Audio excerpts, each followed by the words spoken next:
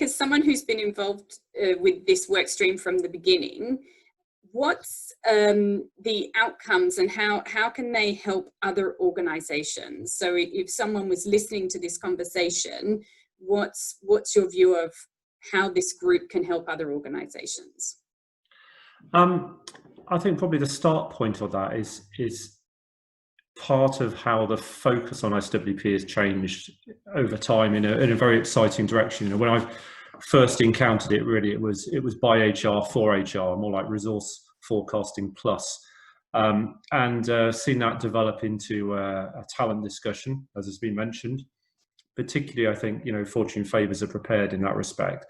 But the really exciting discussion that's been happening, I think, in recent times is the business discussion, where leaders, I think, now recognise that SWP is about managing risks in strategic execution, about helping to optimise costs, about helping to optimise capability. And so in terms of the outputs, I think typically organisations have struggled a bit. They've struggled a bit to try and drive some of the actual outputs, even though they've understood the need intellectually. I think the outputs of the work we're doing now are particularly helpful because, first of all, they shed a little bit of light onto why organisations may have struggled, in the words of those who've had a go.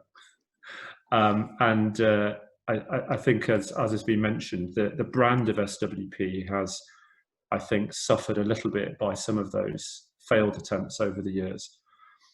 But more constructively than that, it also offers some sort of very practical and, what's most important, proven ideas of what can work. Not just in a not very accessible way, but in an extremely accessible way.